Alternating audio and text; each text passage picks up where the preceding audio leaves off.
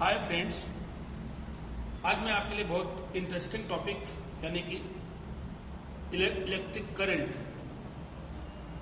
Current का topic लेके आया हूँ। व्हाट इज इलेक्ट्रिक करंट, इसकी बात करेंगे। उसके लिए नेसेसरी क्वांटिटी क्या है उसकी बात करेंगे, और ओहम्स लॉ की बात करेंगे, और लिमिटेशंस ऑफ ओहम्स लॉ की बात करने वाले हैं। तो दोस्तों टॉपिक बड़ा इंटरेस्टिंग होने वाला है, तो नोटबुक और पेन लेके तैयार हो जाओ।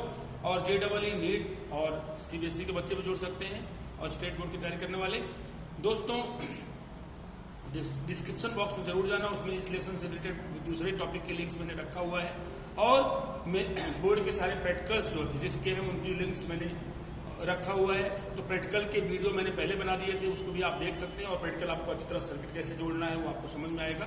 यह सारी बातें करने के बाद ठीक है, आपको एक लिंक दी गई है, उस पर आपको एक बहुत अच्छा गिफ्ट मैंने रखा है, उस लिंक को जरूर क्लिक करना, आपको मिलेगा। ठीक है, चलो स्टार्ट करते हैं। Current electricity chapter number 3, current electricity. ये क्या होता है? Current electricity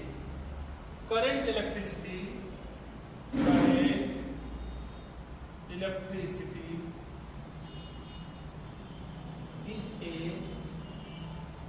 branch of physics in which we study about electric current। तो करंट इलेक्ट्रिसिटी एक ब्रांच है फिजिक्स की, जिसके अंदर करंट का स्टडी करते हैं। अब करंट का स्टडी कैसे करेंगे?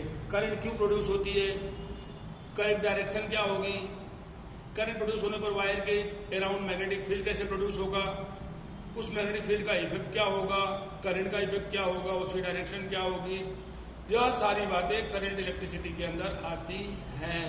ध्यान रखना है, यानी कहने का मतलब यह इलेक्ट्रोडायनेमिक्स की एक ब्रांच हो गई, जिसके अंदर उन सारी बातों का हमको स्टडी करना है। तो दोस्तों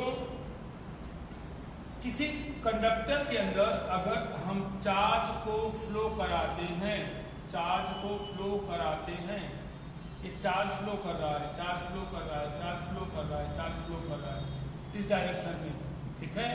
तो चार्ज जब फ्लो करता है तो उसी फ्लो ऑफ चार्ज को लिख सकते हैं, the flow of charge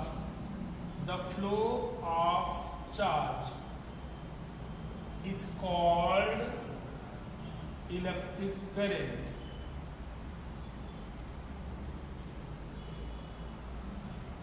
flow of charge is called electric current. आपको बड़ी अच्छे समझा रहा हूं मैं। पानी बहता है, देखा है ना, उसको बोलते हैं वाटर करंट। नदी के पानी जो बह रहा है उसको बोलते हैं water currents.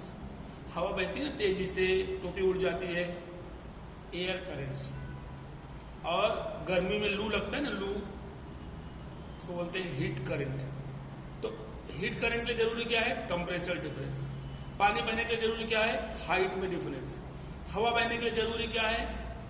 Pressure difference. Fluid बहने के लिए जरूरी क्या है? Pressure difference. ठीक है, तो इन सब चीजों के लिए जैसे हमको डिफरेंस जरूरत होती है, वैसे ही इलेक्ट्रिक करंट को फ्लो होने के लिए जरूरत होती है पोटेंशियल डिफरेंस की। लेसन नंबर 2 चले जाना, देख लेना पोटेंशियल डिफरेंस क्या है। तो पोटेंशियल डिफरेंस जरूरी होता है इलेक्ट्रिक करंट के लिए, यानी किसी वायर के, किसी कंडक्टर के दोनों एंड्स के बीच में अगर आप पोटेंशियल डिफरेंस जनरेट कर देते हो, यानी V = VA - VB होगा, पॉजिटिव वैल्यू आएगी, निगेटिव नहीं होगा, तो आप बोल सकते हो कि करंट पास होगी। ठीक है, अब करंट पास क्यों होती है? चार्ज फ्लो होता है। जैसे पानी के बहने को वाटर करंट, ऐसे चार्ज के फ्लो होने को इलेक्ट्रिक करंट, क्योंकि चार्ज क्या है? Electric charge. इलेक्ट्रिफाइड ऑब्जेक्ट को ही बोलते हैं चार्ज थिंग, यानी चार्ज यानी electric charge. Electric charge flow होता है, उसको बोलते हैं electric current. The flow of charge is called electric current. ठीक है, इसमें इस डायरेक्शन में मत जाना। इलेक्ट्रिक करंट एक स्केलर क्वांटिटी है। क्या है? स्केलर क्वांटिटी, याद रखना, क्योंकि ये चार्ज की डायरेक्शन को हम एरो लगाते हैं दिखाने के लिए। अब आप याद रखना सपोज करो इधर से 4 एम्पियर करंट आई, इधर से 3 एम्पियर करंट आई, तो इधर कितनी जाएगी 7 एम्पियर, याद रहेगा। तो ये 4 और 3 अगर वेक्टर सम करते हो तो इनका 4 और 4 एम्पियर 3 एम्पियर का वेक्टर सम दोस्तों 5 एम्पियर आएगा। थोड़ा दिमाग लगाना, बड़ी बात कर रहा हूँ। यहाँ 7 आ रहा है, यानी एल्जेब्रिक सम यानी कि वेक्टर सम इलेक्ट्रिक करंट के लिए अप्लाइड नहीं होता, ठीक है। इसीलिए electric current is not a vector quantity. चलो आगे बढ़ते हैं, इलेक्ट्रिक करंट को मेजर कैसे करोगे, मेजरमेंट कैसे करोगे, ठीक है। तो मेजर करने के लिए I = Q/T का फार्मूला यूज करते हैं, यानी I क्या है, इलेक्ट्रिक करंट,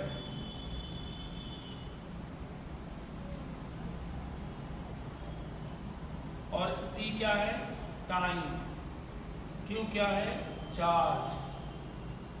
T टाइम में Q चार्ज फ्लो हुआ तो करंट कितनी पास होगी, I की यूनिट होती है कूलम पर सेकेंड, या इसी को बोलते हैं एम्पियर। आंद्रे एम्पियर के नाम पे इसका यूनिट रखा हुआ, ध्यान रखना, आंद्रे एम्पियर। एम्पियर एक साइंटिस्ट है जिन्होंने बहुत सारा इलेक्ट्रोडायनामिक्स में अपना रोल प्ले किया था, बहुत सारा योगदान दिया था, इसलिए उन्हीं की याद में हम करंट को ऐसे दिखाते हैं, ठीक है। अब आगे बात करते हैं कि ऐसी क्रिटिकल कंडीशन आए कि किसी वायर में बहुत कम समय के लिए डेल्टा टी टाइम के लिए डेल्टा क्यू चार्ज फ्लो होगा, तब करंट कैसे दिखाएंगे। तो उसको दिखाते हैं I = limit delta T tending to 0 del Q/डेल्टा टी, तब जाके इस फार्मूले का इस्तेमाल करेंगे। अब आपको पता है लिमिट लेंगे तो क्या हो जाएगा, dQ/dt। इस फार्मूले का इस्तेमाल यानी डिफरेंशिएशन करने वाला काम भी हम करेंगे, कुछ ऐसे न्यूमेरिकल्स आते हैं उसमें हम इसका यूज करते हैं। दोस्तों ये हो गई इलेक्ट्रिक करंट की बात। अब एक बड़ा अच्छा वर्ड आपके सर ने कभी लिया होगा आपके सामने, ट्रेडिशनल करंट क्या है, ये ट्रेडिशनल वर्ड क्या है उसकी बात कर लेते हैं। Traditional current, traditional current, tradition का मतलब होता है परंपरा, जो पुरानी हमारी सभ्यताएं चली आई। तो हमारे फोर फादर्स यानी बहुत पुराने टाइम पर जो लोगों ने ढूंढा था, उनका कहना ये था कि भैया किसी कंडक्टर में पॉजिटिव आयन की वजह से करंट फ्लो होती है। तो पॉजिटिव आयन क्या होता है आपको मालूम है, प्लस प्लेट से माइनस प्लेट की तरफ चलता है, यानी पॉजिटिव पोटेंशियल से निगेटिव पोटेंशियल तरफ चलता है। तो वो लोग क्या बोलते थे कि करंट उसी चार्ज की फ्लो को करंट बोलते हैं। अगर हम कैपिटल आई से करंट दिखाते हैं तो उसी को बोलते हैं, और कैपिटल क्यू से चार्ज दिखाते हैं, यानी पॉजिटिव चार्ज जिधर चलेगा उधर ही करंट फ्लो होगी। लेकिन जब जे थॉमसन याद रखना ने इलेक्ट्रॉन की डिस्कवर कर दिया, किसकी डिस्कवर किया, इलेक्ट्रॉन की, तब जाके पता चला कि नहीं भैया कंडक्टर के अंदर, वायर के अंदर तो पॉजिटिव आयन चल ही नहीं सकता, क्योंकि वो तो आपको मालूम है मेटेलिक बॉन्ड से बंधा हुआ रहता है, इलेक्ट्रॉन और आयन के बीच में टाइटली बंधा रहता है, चल नहीं सकता कहीं भी। चल कौन सकता है, फ्री इलेक्ट्रॉन। फ्री इलेक्ट्रॉन मिलता कहाँ है, सारे मेटल्स के अंदर, सारे कंडक्टर में, तो वह इलेक्ट्रॉन ही चल करके करंट का फ्लो करता है। तो थॉमसन ने इलेक्ट्रॉन की डिस्कवर किया, तो उसके बाद से सही रीजन पता चला कि करंट फ्लो होने का सही रीजन क्या है, इलेक्ट्रॉन। तो दिशा, डायरेक्शन तो वही ली गई, प्लस से माइनस तरफ करंट की, लेकिन रीजन बदल गया। रीजन क्या हो गया, इलेक्ट्रॉन। इसीलिए पॉजिटिव आयन की डायरेक्शन को ही आज भी डायरेक्शन लेके चलते हैं। इसीलिए जो आज करंट है ना, उसका एक नाम और है ट्रेडिशनल करंट, यानी पुरानी परंपरा को हम आज तक फॉलो कर रहे हैं। हमारे फोर फादर्स ने ढूंढ लिया था, तो उनकी बातों को हम आज भी अनुसरण कर रहे हैं और ट्रेडिशनल करंट बोलते हैं, ठीक है ना। रीजन बदल गया, डायरेक्शन वही लेके चलना है। ओके, अभी मैंने इलेक्ट्रिक करंट की पूरी बातें कर दिया। अब हम बात करेंगे कंडक्टर, नॉन कंडक्टर, इंसुलेटर, थोड़ी बात कर लेते हैं। देखिए दोस्तों, कंडक्टर जितने हैं उनके अंदर करंट फ्लो होती है due to the free electron, यानी all the conductors have free electron, so there are treat as conductor. Insulator के अंदर करंट पास होती नहीं क्योंकि उनके अंदर फ्लैट टॉर्क होता नहीं है। तो इंसुलेटर में किसको रखोगे? रबर, प्लास्टिक, वुड, स्टोन, और कंडक्टर में जितनी मेटल से सबको रख सकते हैं। Iron, nickel, cobalt, gold, silver, copper, aluminium, ठीक है, सब, लेड, मर्क्यूरी, सबको रख सकते हैं। अब बात करते हैं सेमीकंडक्टर में। तो दोस्तों याद रखना, सेमीकंडक्टर में सिलिकॉन और जर्मेनियम दो ही सेमीकंडक्टर होते हैं नेचुरली जो मिलते हैं जमीन के अंदर से। उनके अंदर इलेक्ट्रॉन और होल दो लोग मिल करके चार्ज को फ्लो करते हैं जिससे करंट पास होती है। इलेक्ट्रोलाइट की बात करते हैं। इलेक्ट्रोलाइट में आप ले सकते हो H2SO4, HCl, NaOH, NH4OH, ठीक है। यानी कि आप समझ लो, सिंपल सी बात मैं कर रहा हूं, एसिड और बेस और जितने भी साल्ट होते हैं उनके अंदर जब सोल्यूशन आप बनाते हो उनका, उस सोल्यूशन के अंदर जो करंट पास होती है, चार्ज फ्लो होता है, पॉजिटिव और नेगेटिव आयन की वजह से होता है, ठीक है। इलेक्ट्रोलाइट के अंदर की बात कर रहा हूं। डिस्चार्ज ट्यूब के अंदर, डिस्चार्ज गैस के अंदर अगर देखो तो पॉजिटिव आयन और इलेक्ट्रॉन मिलकर के करंट पास करते हैं। तो कब और कहां करंट पास होती है, क्यों पास होती है, उसकी बात मैंने यहाँ पे किया, ठीक है दोस्तों। इतनी बात करने के बाद हम थोड़ा टॉपिक को आगे बढ़ाते हैं। आइए फ्रेंड्स, हम बात करते हैं ओहम्स लॉ की। Ohm's law very very most important topic for the board exam, ठीक है। ओहम्स लॉ है क्या? पहले मैं स्टेटमेंट सुंदर सा लिखवा दूं आपको, फिर आगे बढ़ते हैं।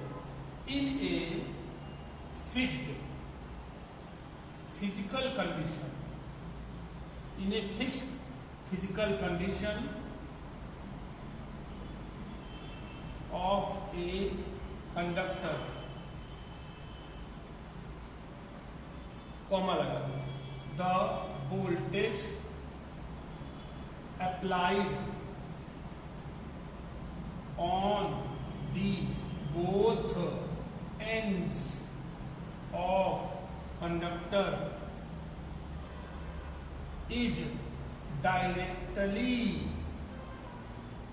is directly proportional to current passed through in it. In a fixed physical condition of a conductor, the voltage applied on the both ends of conductor is directly proportional to the current passed through in it. Fixed physical condition मतलब याद रखना दोस्तों, pressure, temperature, उसका volume, length, breath, diameter की बात कर रहा हूं कंडक्टर के वायर की। यह सारी बातें अगर आप फिक्स कर देते हो तब जाके वोल्टेज जो होता है वह आई के प्रोपोर्शनल होता है। वोल्टेज बढ़ेगा करंट बढ़ेगी, वोल्टेज घटेगा करंट घटेगी। यहां पर एक प्रोपोर्शनलिटी कांस्टेंट लेते हैं आर, यहां पे आर क्या आएगा आपका? V upon I.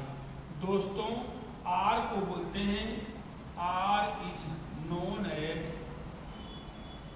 Resistance of conductor. दोस्तों एक फिक्स वायर ले लो, उसकी लेंथ ब्रेथ हाइट फिक्स कर दो तो रेजिस्टेंस फिक्स रहता है उसका।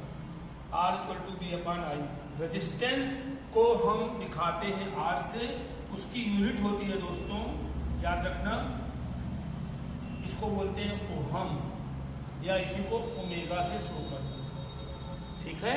अब हम बात करेंगे कि ओहम को और कैसे शो कर सकते हैं। यहां से क्या मिल रहा है? ओहम को हम ओमेगा से शो करते हैं या इसी को इक्विवेलेंट कर लेते हैं क्या? वोल्ट पर एम्पियर। लेकिन ओहम साइंटिस्ट की याद में ओमेगा ओहम से शो करते हैं रेजिस्टेंस को। तो रेजिस्टेंस डिपेंड करता है कंडक्टर के टेम्परेचर पर, प्रेशर पर और उसकी डायमेंशन पर। अब डायमेंशन बोल दिया तो उसमें वो सारी बातें आ गई, ठीक है। अब थोड़ी बात करेंगे रेजिस्टेंस की, यूनिट की बात हमने कर लिया। अब हम बात करेंगे रेजिस्टेंस की और थोड़ी सी बात। फ्रेंड्स, जो आर होता है, आर का डायमेंशन आपको याद रखना है ml/T-3A-2, ठीक है।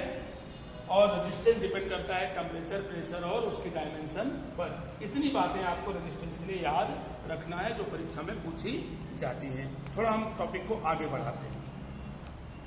फ्रेंड्स, अभी आपने देखा कि जो रेजिस्टेंस होता है वह डायमेंशन पर डिपेंड करता है, तो एल के प्रोपोर्शनल होता है। कोई वायर ले लेते हैं, अगर उसकी लेंथ को हम इंक्रीज करेंगे तो रेजिस्टेंस बढ़ेगा। एक्सपेरिमेंटली ऐसा प्रूफ हुआ है कि लेंथ बढ़ाने से रेजिस्टेंस बढ़ता है। और अगर वायर का, कंडक्टर का ब्रेथ यानी कि क्रॉस सेक्शन अगर बढ़ाते हैं तब रेजिस्टेंस घटता है, यानी कि 1/A पर। इन दोनों बातों को आप मिलाओगे, R proportional to L/A। R is equal to, यहाँ पर एक नया कॉन्स्टेंट लाएंगे, रो, L/A। दोस्तों, रो को बोलेंगे रजिस्टिविटी। क्या बोलेंगे दोस्तों? Resistivity of conductor. याद रखना, कंडक्टर जो था, रेजिस्टेंस जो था कंडक्टर के डायमेंशन पर, प्रेशर पर, टेम्परेचर पर डिपेंड करता है। लेकिन याद रखना, रजिस्टिविटी केवल मटेरियल पर डिपेंड करेगी। Cast of the material, type of the material, यानी कॉपर की रेजिस्टिविटी फिक्स है, एल्युमिनियम की फिक्स है, वह किस टाइप के मेटल है उस पर डिपेंड करती है। याद रहेगा। तो रेजिस्टिविटी रो से शो करते हैं। और दोस्तों, हम बात करते हैं कि अगर रेजिस्टिविटी को आप इन्वर्स कर देते हो 1/रो, तो इसको बोलते हैं कंडक्टिविटी। क्या बोलते हैं दोस्तों? कंडक्टिविटी। याद रखना, resistivity and conductivity both are the inverse, both are in the inverse relation. यानी 1/रो को सिग्मा बोलेंगे, 1/सिग्मा को रो बोलेंगे। याद रहेगा?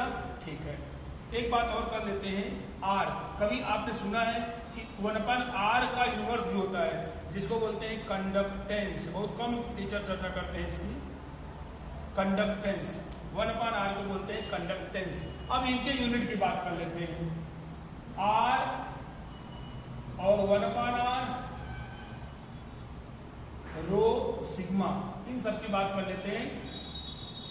R का यूनिट क्या था दोस्तों? ओहम था, ओमेगा था। 1/R क्या हो जाएगा? Omega inverse. रो का होता है ओहम मीटर, ऐसा क्या हो जाएगा? Ohm metre inverse. याद रखना है, ठीक है। सिग्मा, रो और 1/रो कंडक्टेंस, ठीक है।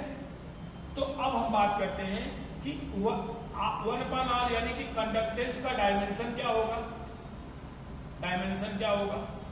ठीक है। R का क्या होता है? ml/2 P-3A-2। किसका होता है? रेजिस्टेंस का। इसका उल्टा कर दो, इनवर्स कर दो, क्या आएगा? m-1 L-2 T3A2। ये हो जाएगा कंडक्टेंस का। अब हम बात करते हैं दोस्तों, रो और सिग्मा के डायमेंशंस क्या होंगे? रो और सिग्मा के डायमेंशंस क्या होंगे, इसकी बात करेंगे। फ्रेंड्स, रो यानी कि रेजिस्टिविटी का डायमेंशन नोट कर लेना है, ml/T-3A-2। और इसका इनवर्स कर दो सिग्मा। जहां m1 है वहां -1, जहां +3 है वहां -3, जहां -3 है वहां 3, जहां -2 वहां पे 2। यानी रो का उल्टा सिग्मा, और ऐसे ही R का उल्टा कर दो तो क्या होता है? कंडक्टेंस 1/R का डायमेंशन। ठीक है, आपको ध्यान रखना है। R, 1/R, सिग्मा, रो, इन सारी बातों का हमने चर्चा कर लिया। टॉपिक को दोस्तों आगे बढ़ाते हैं। अभी आपने देखा कि V = IR, और आपने देखा R = ρL/A। ये दोनों इक्वेशन आपने भी प्रूफ किया। R की वैल्यू लाके इसमें रखिए, V = I ρL/A। अब एक काम करिए, I/A एक साथ कर दीजिए और ρL एक साथ। I/A को दोस्तों नया नाम देना है J-ρL। ठीक है, J मतलब current density, J means current density, current density. याद रखना, J एक वेक्टर क्वांटिटी है। J क्या है? एक वेक्टर क्वांटिटी है और उसकी डायरेक्शन होती है। डिफिनेशन कैसे दोगे कि किसी कंडक्टर किसी क्रॉस सेक्शन के यूनिट एरिया से परपेंडिकुलर डायरेक्शन में, बस यही याद रखना, किसी क्रॉस सेक्शन के यूनिट एरिया से परपेंडिकुलर डायरेक्शन में जितनी करंट पास होगी उसको बोलेंगे करंट डेंसिटी। तो ये जे की बात हो गई। अब दोस्तों हम बात करेंगे लेसन नंबर 2 में फॉर्मूला आया था V equal to electric field into distance. Distance मतलब जिन दो पॉइंट के बीच हम पोटेंशियल डिफरेंस ले रहे हैं वो डिस्टेंस डी लेते थे, लेकिन यहाँ हम कंडक्टर की बात कर रहे हैं, वायर के अंदर की बात कर रहे हैं। तो वायर के अंदर हम क्या लेंगे, एल पॉइंट। मान लो पॉइंट ए है, पॉइंट बी है, यहाँ एल से शो करेंगे क्योंकि लेंथ को हम एल जनरली लेते हैं। तो V equal to E L यहाँ पे लिखेंगे, ठीक है। और दोनों एंड्स के बीच में पोटेंशियल डिफरेंस कितना है, अभी मैंने पीछे चर्चा किया था, V है, V है माइनस बी से लिखा था, और करंट कितनी पास हो रही है, I।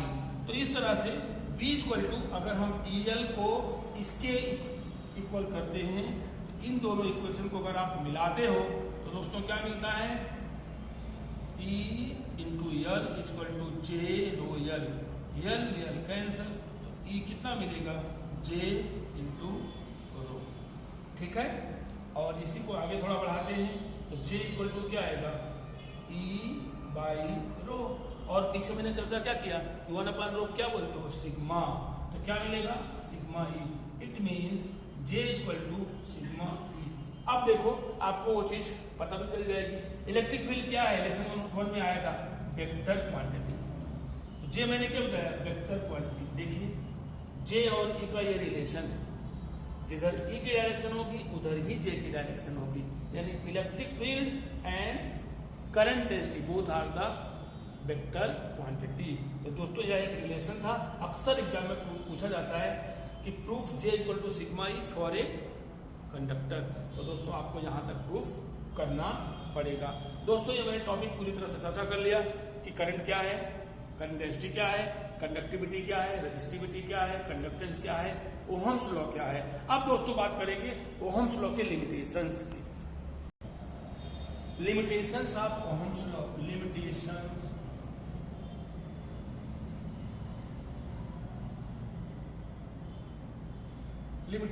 Of Ohm's law.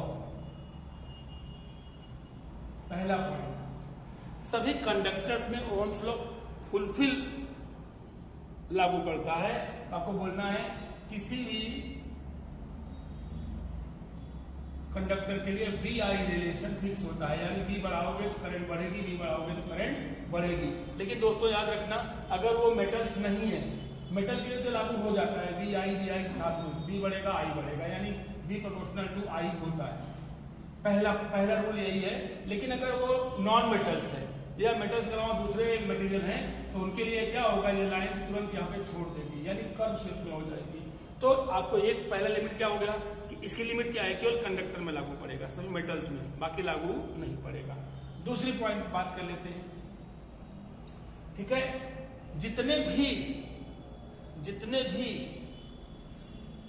Semiconductors हैं, एग्जांपल लेते हैं गैलियम आर्सेनाइड का, GaAs का, गैलियम आर्सेनाइड का अगर एग्जांपल लेते हैं दोस्तों, तो यहाँ पर I और B का अगर देखा जाए तो ग्राफ इस तरह मिलता है, ठीक है।